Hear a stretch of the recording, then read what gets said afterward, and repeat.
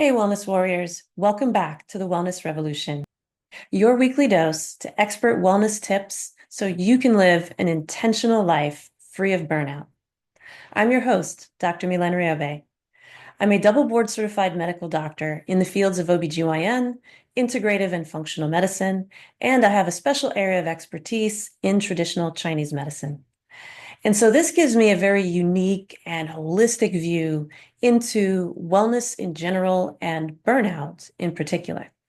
And so I started this weekly podcast for a solution to burnout. Burnout is a huge problem affecting millions and millions of people worldwide, but very specifically here in the United States, where we have a ton of stress, a ton of toxins in our atmosphere, and no solutions to burnout. Our healthcare system has failed us. We have more of a sick care model than a healthcare model, and people just really don't know where to turn or what to do. And so, in order to resolve any issue, you first have to know what's causing it. If you don't know the root causes, you can't really ever reverse or resolve anything. So, very often in our regular mainstream model, we mask things. We might block things from showing up. And that gives us this false impression that we have resolved something, only to have something potentially even worse happen down the road. And so we have to begin to explore, like, what are the causes of burnout?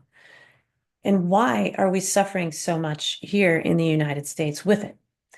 And, we often hear that burnout is a workplace situation. It's something that you get at work.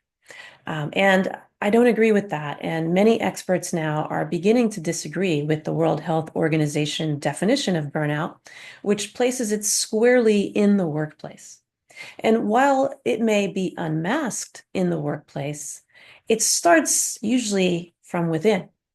We take our burnout with us wherever we go, right? And so if we don't resolve the burnout from within, wherever we go, especially if that place is somewhat stressful, that burnout is going to come raging out. And it's going to appear as though something external to ourselves is causing it when the actual cause is internal, right? Inside the body.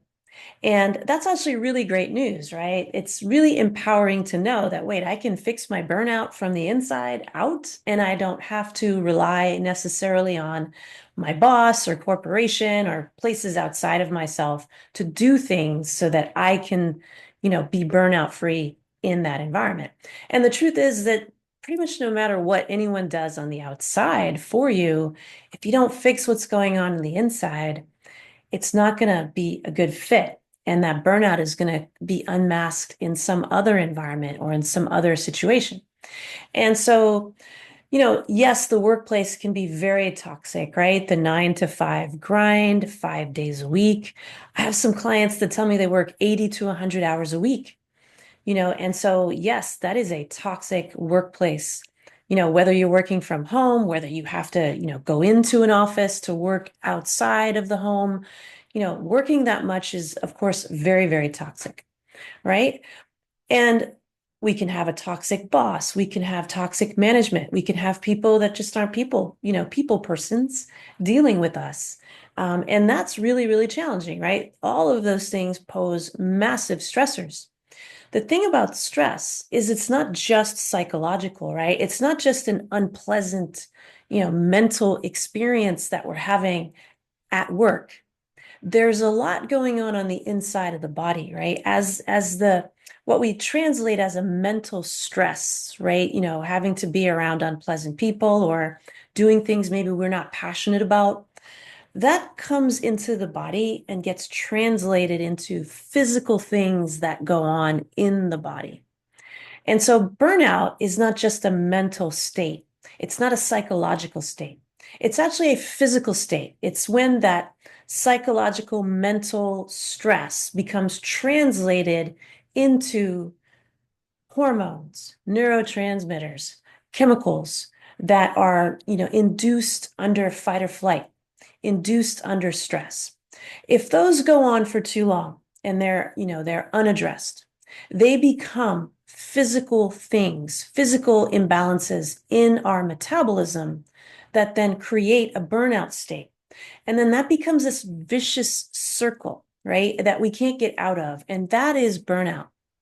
When those physical things take place inside the body, when the body is constantly interpreting itself to be under threat and doing all the physiological things that it would do under threat, we develop these loops in the body. The brain keeps sending these signals to and from the body, and it creates this vicious circle that can wear us out.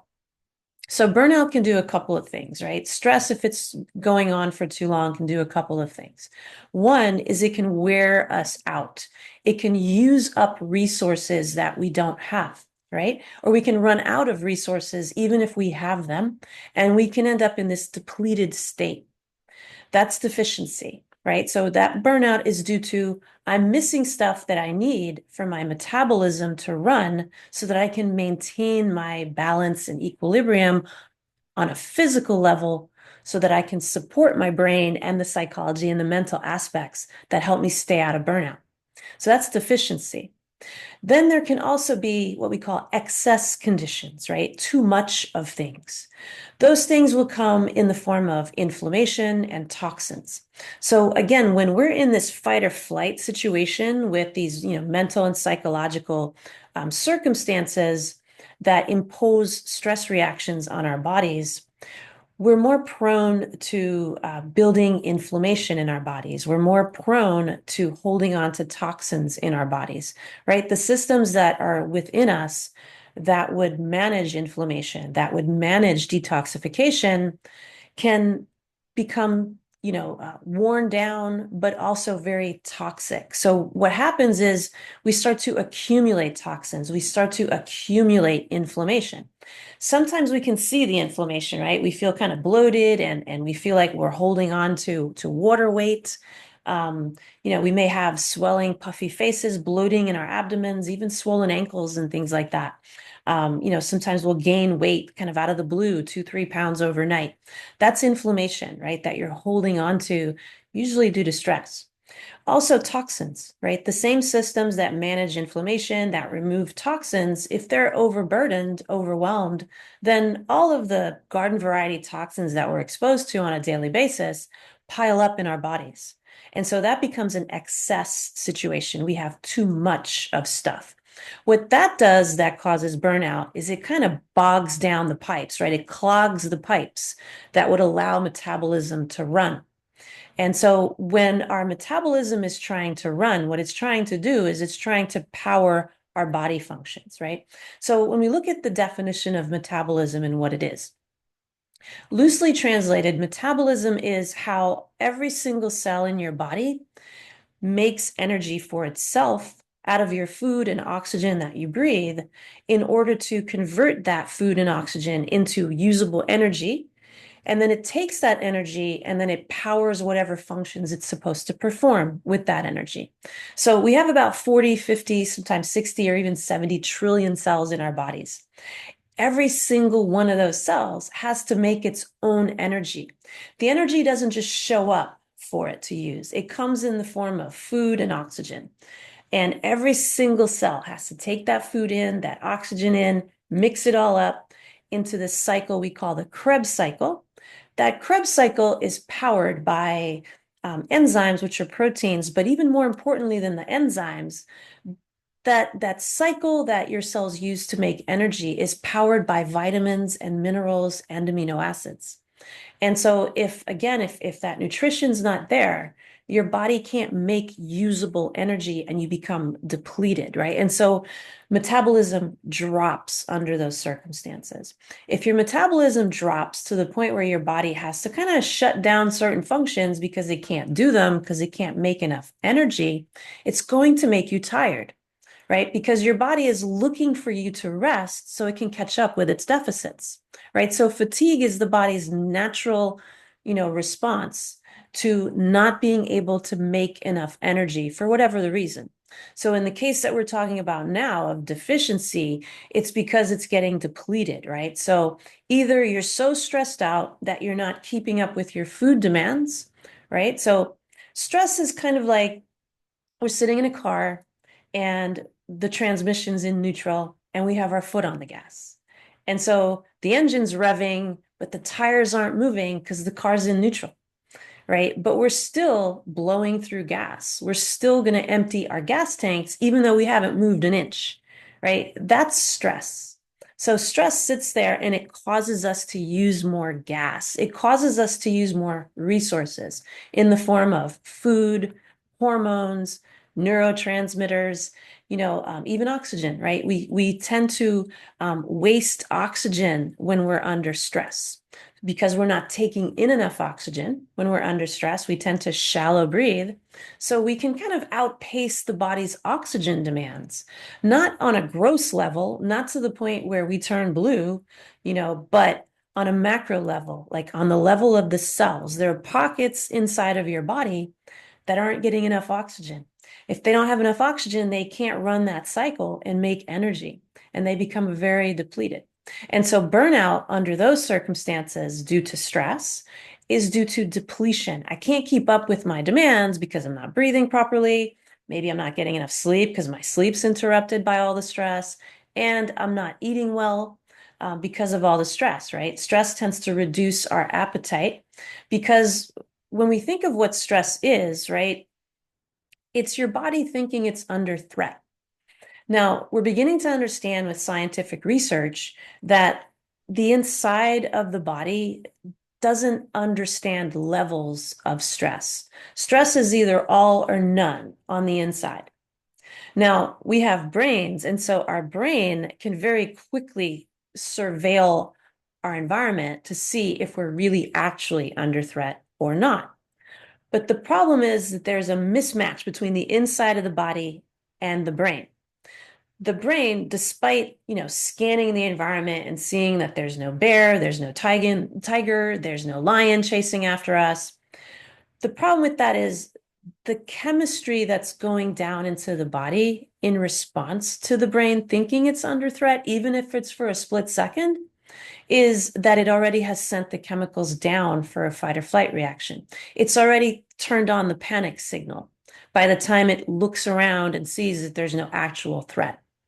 And so the problem with that is you've sent all the panic signals down, and then now you've looked and you've seen that there's no actual threat, and now you dampen the signal. But the problem is you can't take the original signal back. So when we shallow breathe and when the body thinks it's under threat, there's this split second where we panic, and then the body very quickly realizes it's not actually under threat.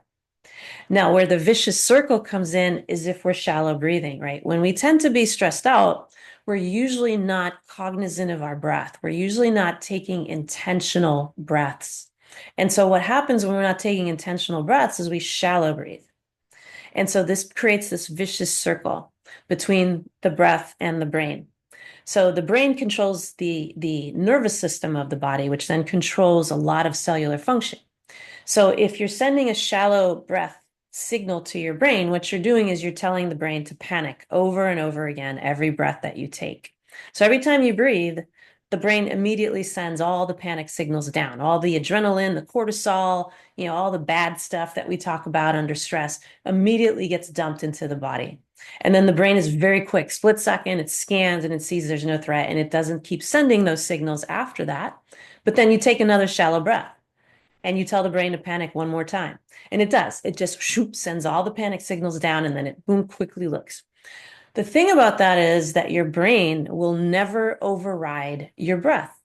So for as long as you're taking shallow breaths, each time you breathe, you're going to tell your brain to panic, and then the brain will panic, and then it'll dampen the signal. And then you'll take another shallow breath and tell it to panic.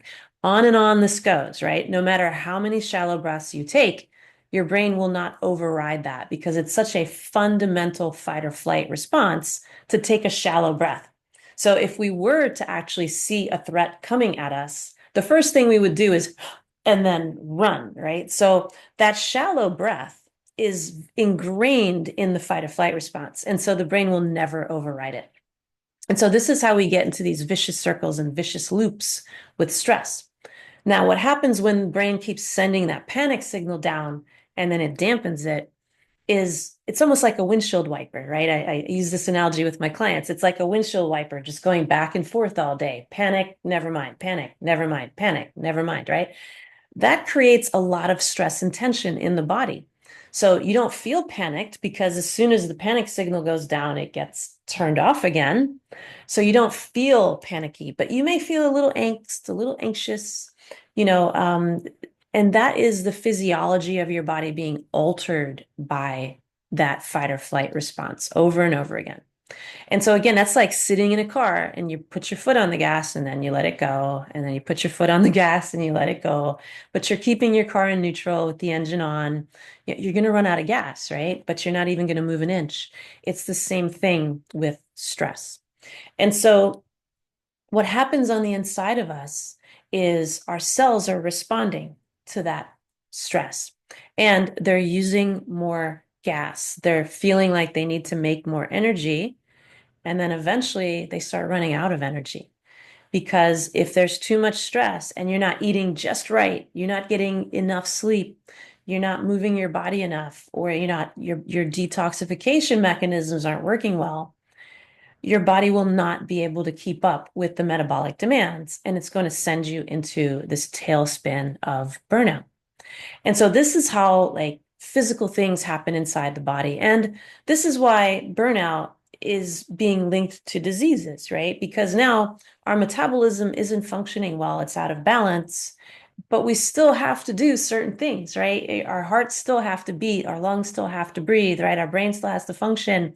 Our immune system, needs to function. We need to move around. We need to reproduce. We need to digest our food. We need to do a bunch of things.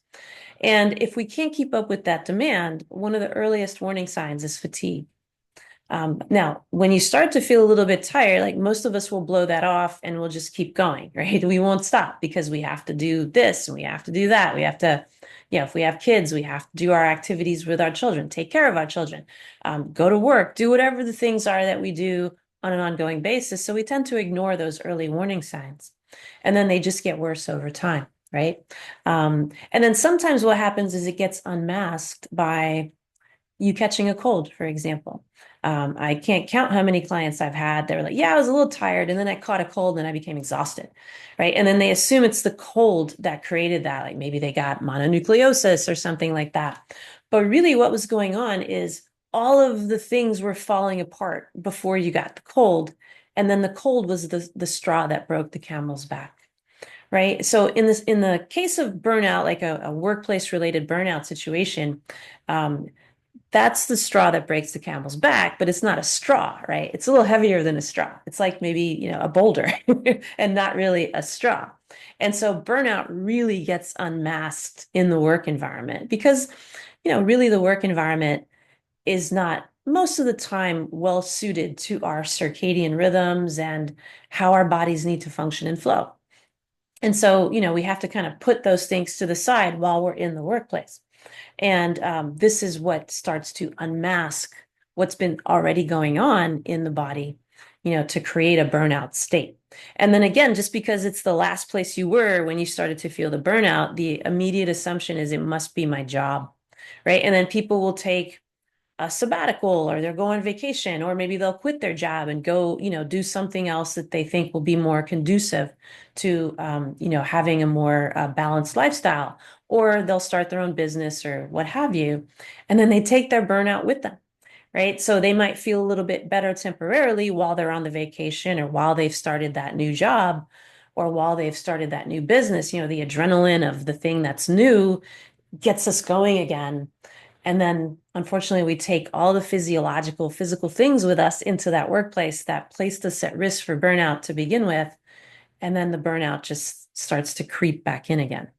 Right. And then there's no solution, right? You can't keep quitting your job and closing your businesses. And so again, working on the inside is so, so important so that you build resiliency so that that next place doesn't wear you down, right? Oh, starting that new business doesn't wear you down, right? You still have what you need to start fresh and, have every day be productive and enjoy every day, right?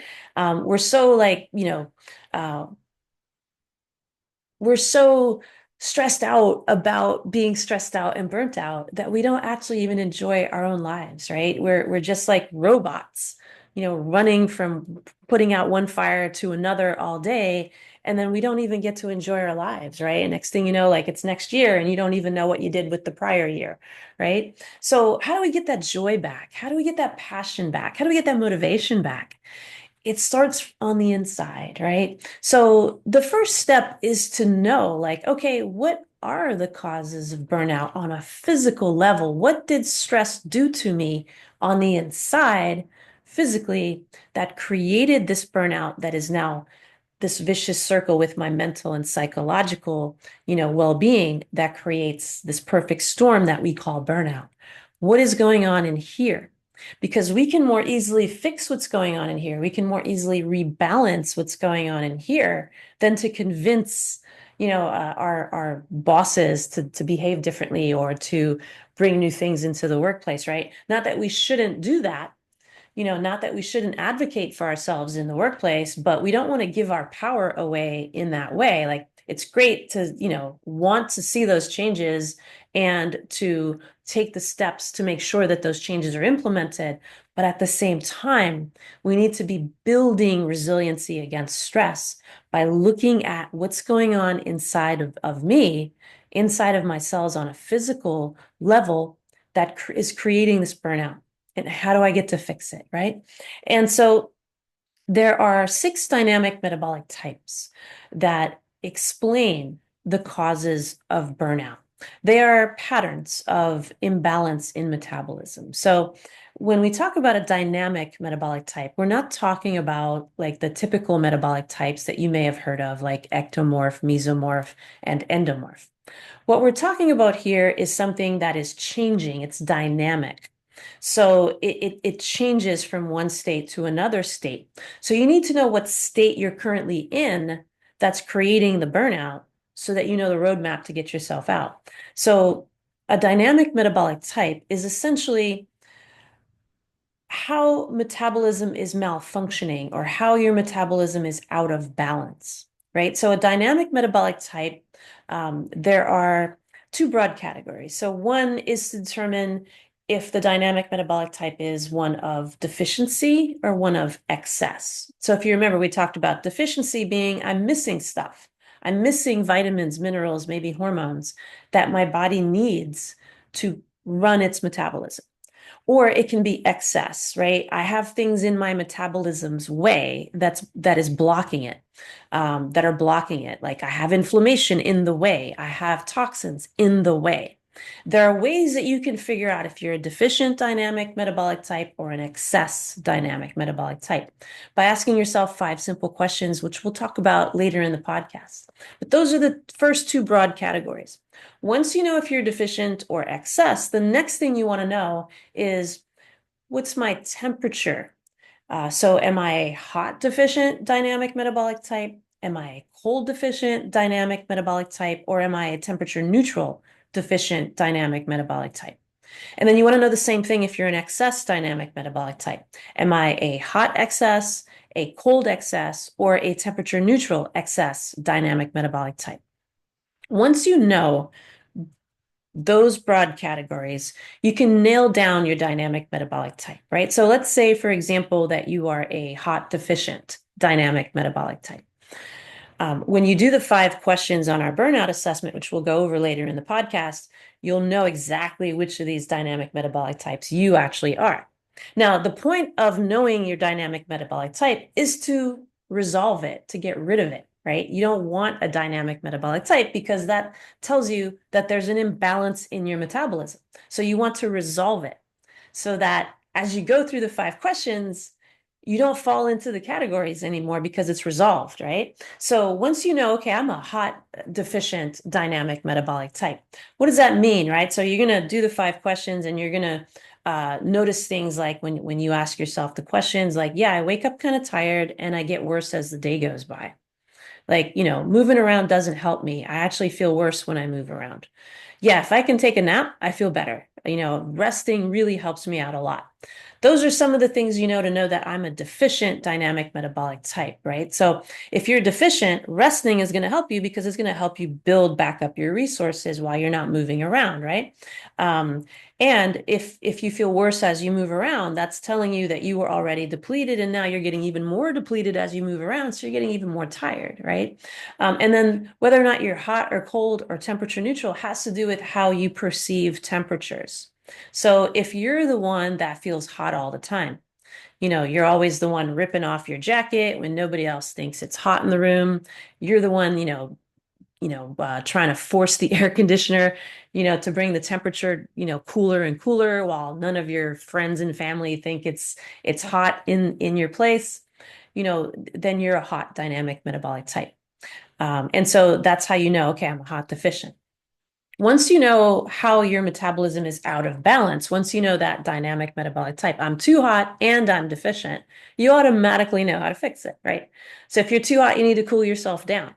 If you're deficient, you need to build yourself back up.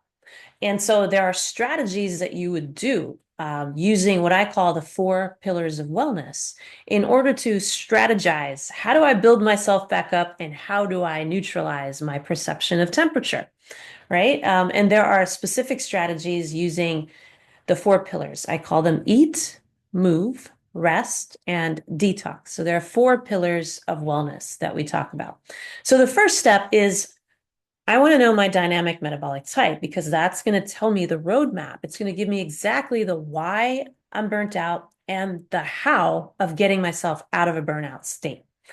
And then I'm going to apply that dynamic metabolic type to the 4 pillars of wellness: how I eat, how I move, how I rest, and how I detox. Now, once you've resolved your dynamic metabolic type, you should not feel burnt out anymore. And you can do that in as few as 3 weeks with the strategies we're going to talk about. But before we talk about the 4 pillars of wellness, we have to talk about mindset, right? Because that's the most important part of the whole thing. So if you don't have the mindset, and getting the readiness to apply that information to the 4 pillars of wellness, you can't quite get off the ground, right? So we talk about mind in our online course, the Wellness Warrior 9-week transformation program. We also talk about it in our wellness courses for burnout prevention for corporations. And so mindset is key. The quickest way to get into a really great mindset is by consciously breathing. And so this is a very often overlooked, forgotten, really quick way to get your mind back in the game, right? So the mind is not the brain. We often confuse them when we talk about, psychological things or mental things, right? We lump the mind and the brain together as one thing that we think is in the brain, right? The problem with that thinking is it's actually not true. So Chinese medicine, which is a 4,000-year-old powerhouse system of medicine, very, very aptly explains the difference between mind and brain. Like they are very, very careful to distinguish those two from each other. And if you look in a Chinese medicine textbook and you look for information about the brain, you will read that the brain is a physical structure located in the skull, right? It's a physical organ. If you look in a Chinese medicine textbook for mind, you will see that it's not a physical structure. They say that it's energy. It's not really a physical structure per se. It is an energy field, essentially, and they say that it is housed in the heart and not in the skull, right? So they say that the heart houses the mind, and if you look in a Chinese medicine textbook and ask the question or look for the answer to where is mind, they will say that mind is everywhere, that it is not bound by the body. And that was actually scientifically discovered in the 1990s. Like there were studies done in Canada after about 40,000 cells were discovered in the human heart that were not typical heart cells. They were not, um, the typical cells that either conduct, nervous input to beat the heart, and they were not the muscle cells of the heart that actually create the pressure that propels blood out of the heart. They were different. And they coined the term heart brain because those cells look more like neurons that you would find in your brain than anything that was known in the human heart up until that point in time. And when they studied those groups of cells, what they discovered is that those particular cells were sending 40 times the number of nerves to the brain than the brain was actually sending to the heart, which was shocking because we had always learned that no, it's the brain that controls the heart. It's not the other way around. These studies were suggesting that, yes, in fact, it was the other way around and that the heart actually controlled the brain more than the brain controlled the heart. And what they began to discover is also that there is an electromagnetic field that emanates from the human heart that goes out of the body.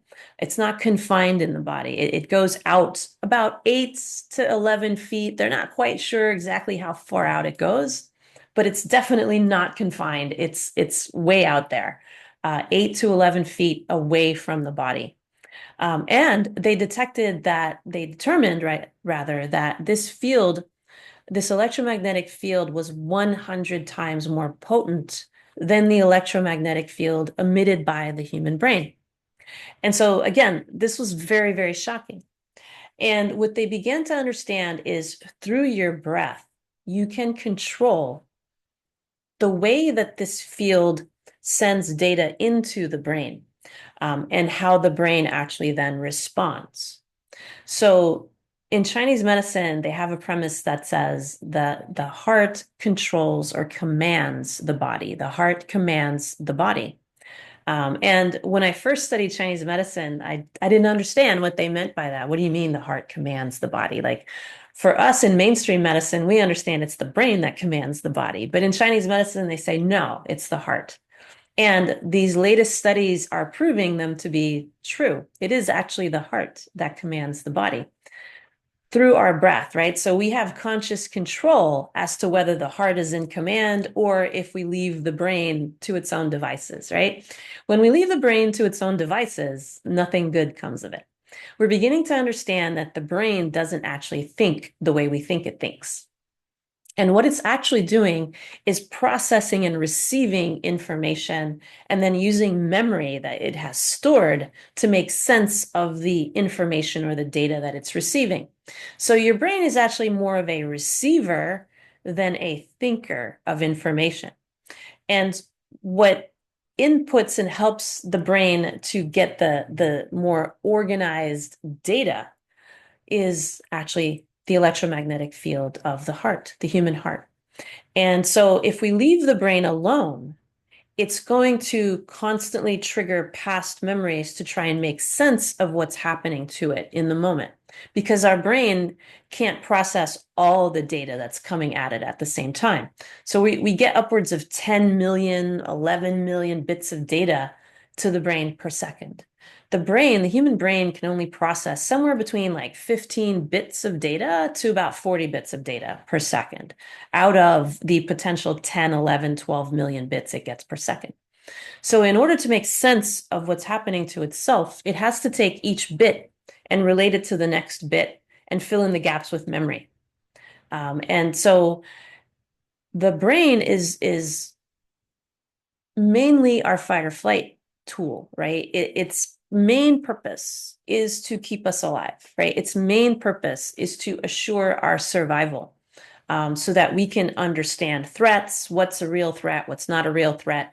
The brain is what processes that based on memory. And if we leave the brain uncontrolled by the heart, i.e., we're shallow breathing and we're not really paying attention to how we're breathing, or we're allowing ourselves to be,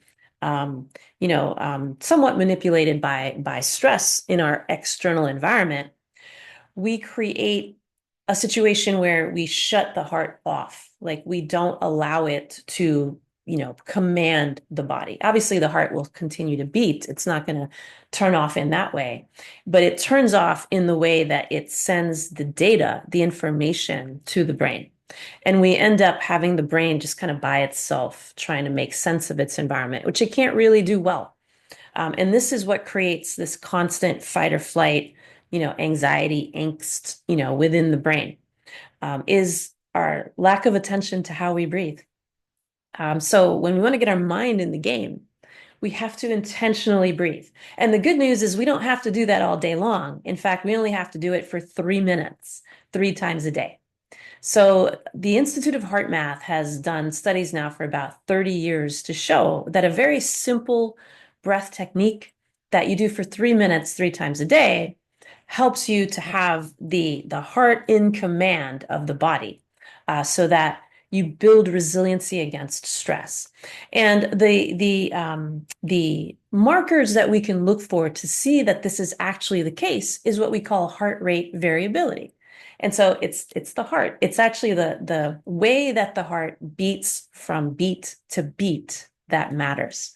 So our heartbeat is supposed to swing wildly from beat to beat. So for one beat, if we were to put ourselves on a monitor, we might see that it's beating at 60 beats per minute. And then with the very next beat, it's up to 80 beats per minute. And then it might come down to 62 and then back up to 82. It's supposed to bounce around like that. That's a sign of good resiliency against stress. That's a sign that your body's not constantly in fight or flight or constantly under stress. And that has been shown in studies now to be associated with good health, i.e. no burnout, right? If your heart rate variability is narrow or low, what we call low, that means if you put yourself on a monitor, it's only changing by like 4 beats or so per beat. So you might see yourself at 62, then it might go up to 66 and come back down to 64, it might go up to 68. But there are no wild swings in your heart rate, right? And that's a sign of poor health. That's a sign that we're hyper focused, hyper vigilant, and stressed out. And that is low heart rate variability. That's associated with poor health, i.e. burnout. That's a risk for burnout. It's also a risk for many other things, mental health, disorders, depression, anxiety, and bipolar disorder. A lot of mental health is due obviously to stress and trauma. But what happens that creates the vicious circle that leads to the diagnosis is the physical stuff that the trauma caused that creates that vicious circle loop that your body can't get itself out of.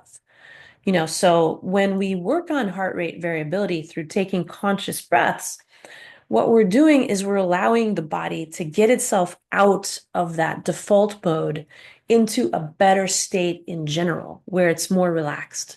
So the breath technique is really simple. And this is the first thing we show our students in our online classes, for both, corporations as well as individuals, is you got to get your mind in the game, right? Get your brain out of the way and get your heart and your mind in the game.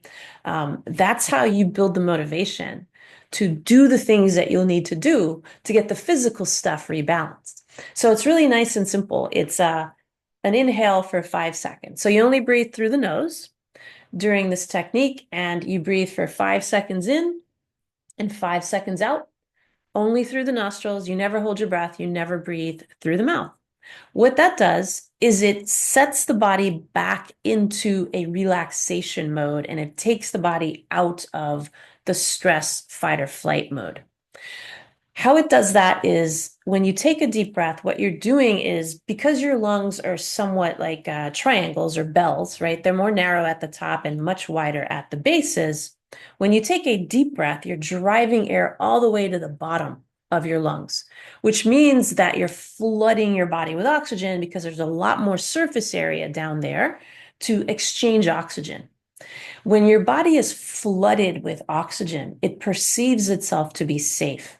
So there's a physiological response immediately to flooding the body with oxygen, because your body understands, if I'm under threat, I can't take that deep of a breath. I'd be dead if I did that, right? If we took our time and took a nice 5-second inhale and a 5-second exhale, as a lion was lunging at us, right, we wouldn't be here having these conversations, right? We would have been extinct hundreds of thousands of years ago.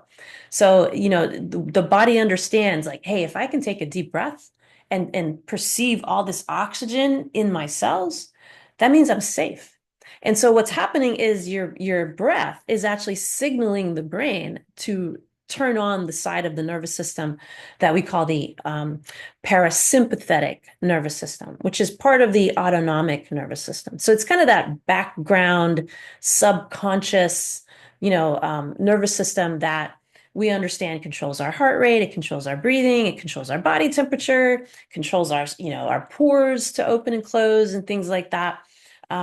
It's a very important side of the nervous system because if we don't consciously breathe, it takes over for us and it makes us breathe in a very shallow way. Because if we're not consciously breathing, we're sending the signal into our body that we're not safe. And when we send that signal into the body that we're not safe, it automatically goes into this kind of, what we call the sympathetic nervous system input of the autonomic nervous system, or the fight or flight side, which causes, our pupils to constrict. It causes all of the chemicals, the cortisol to be released, the adrenaline to be released into the body. And it just causes poor health if we do that for too long. And this is why we're linking stress to 95% of the diseases. Harvard University released a study a few years ago linking stress to about 95% of all the diseases that we experience, and burnout is no different. And so this is the mindset game, right? So you do this for 3 minutes, 3 times a day. The consistency of doing it 3 times a day is where the magic happens. So the consistency of doing this breath work 3 times a day sets up this lingering effect. So they've studied heart math breathing, what they call the quick coherence technique, and they have realized that it has a 6-hour lingering effect. So you only have to actually focus on your breath for 3 minutes, and then the physiological responses linger for 6 hours if you're doing it 3 times a day consistently. And then what you're doing is, because you're doing it 3 times a day, you're going to do the second 3-minute set 6 hours later, sometime in the middle of the day, and then the third one before you go to sleep. So you pretty much have your whole day covered when you do it 3 times a day. It's been shown and proven in studies to help build resiliency against stress over time. Now, of course, we have to do other things, right? That's where the physical stuff comes in. That's where the 4 pillars of wellness come in. And that's the next step of beating burnout for good. So step number 1 is to figure out, what's my dynamic metabolic type? We're going to go over the 5 questions in our next segment of our podcast. All right, so let's go through the 5 simple questions that are going to help you beat burnout for good. And so if you go to our website, awakenwellnessnow.com, you can download our burnout assessment. It looks a little something like this. And it's going to very quickly help you to figure out what your dynamic metabolic type is. If you go to our website, awakenwellnessnow.com, you're going to see our burnout assessment. You can download it and take our assessment for yourself. You will then very quickly and easily be able to see which of the 6 dynamic metabolic types that you fall into, and then that's going to be your map. And so we're going to go over these 5 questions now.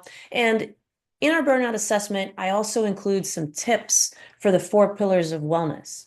So we're not going to have time to go over that today on our podcast. We will, in future episodes, go through each of the pillars and each of the dynamic metabolic types to give you really solid information about how to get yourself out of burnout for good. But you can go ahead and take our assessment. We're going to go over the 5 questions here now. And then if you download the assessment, you'll see our tips for each of the 4 pillars written there for you. So the first question you want to ask yourself is, what is your energy level on a scale of 1 to 10 when you first wake up in the morning? Right. And you want to use like an average day for this, right? So you don't want to use any extreme days that aren't your typical day.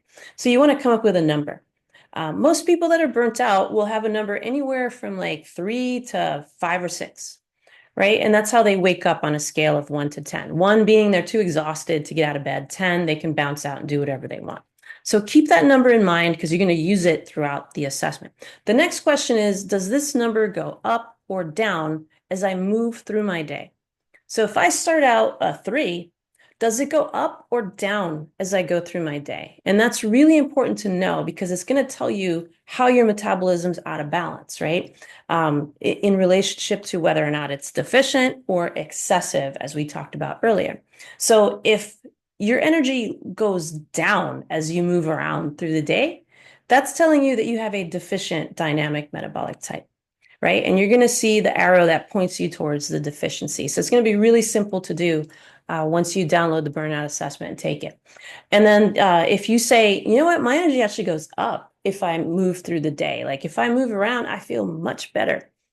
That's telling you that the reason you're tired, that, what's going on with your metabolism is that there's something obstructing it. Inflammation, toxins, you have excess energy or excess stuff bogging down your metabolism.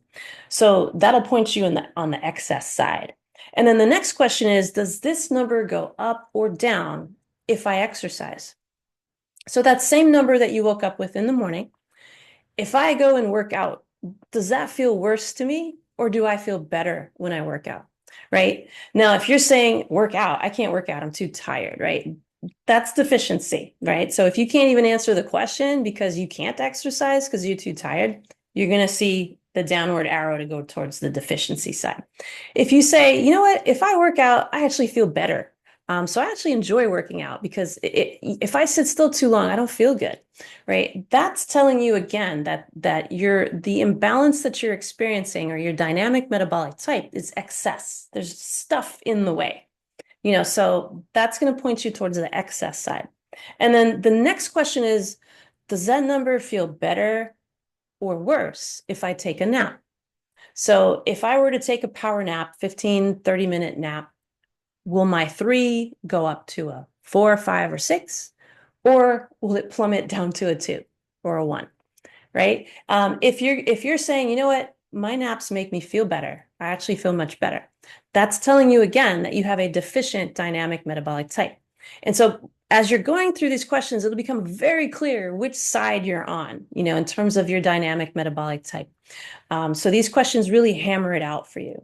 So if you say, you know what, if I take a nap, I feel terrible. I have to sleep like 3 hours or I don't even feel good. If I get up, I'll feel more sluggish and have to move around to feel better. That's telling you that you have excess stuff in the way. You have an excess dynamic metabolic type. In other words, I need to force this stuff to move around in my body so I feel better. That's an excess dynamic metabolic type. And then the last question, question 5, is, do I feel hot or cold compared to most people? And if the answer is no, I don't feel hot or cold compared to most other people, then you know that you're a temperature neutral dynamic metabolic type. So then you would say, okay, if I ended up on the deficient side and I'm neutral with my temperature, that means I am a temperature neutral deficient dynamic metabolic type. If you ended up on the deficient side and you say, you know what, I feel hot compared to most other people, then you're a hot deficient. If you say, I feel cold, I'm the one with the sweater on all the time, nobody else is cold, then you're a cold deficient dynamic metabolic type. And then same thing applies for the excess side, right? So if you feel hotter than most people, you're a hot excess. If you feel colder than most people, you're a cold excess. And if you feel neutral, I don't feel hot or cold, I'm fine usually, then that tells you you're a temperature neutral excess dynamic metabolic type. And so that should help you to nail down which dynamic metabolic type you are. And in future episodes, we're going to talk about the 4 pillars of wellness and how to apply it to each of the 6 dynamic metabolic types. But until then, I encourage you to download our burnout assessment and take it for yourself so you can get started right away. But in our next podcast, we are going to talk about the 4 pillars of wellness and how to apply your dynamic metabolic type to it. So I hope you got a lot out of today's episode. Tune in every Wednesday at noon. We'll be talking a lot more about how to keep yourself vibrant, energized, burnout free. And we'll be talking about some holistic tips and strategies that you can quickly apply to prevent burnout or to resolve burnout. And I encourage you to visit our website, Awaken Wellness Now, take our burnout assessment, subscribe to our newsletter. We'll send you our podcast episodes, and please comment below. Let me know what you thought of this episode, what you'd like to see in the future, topics you'd like us to explore. And until next time, I send you many blessings. Thank you so much for watching and listening.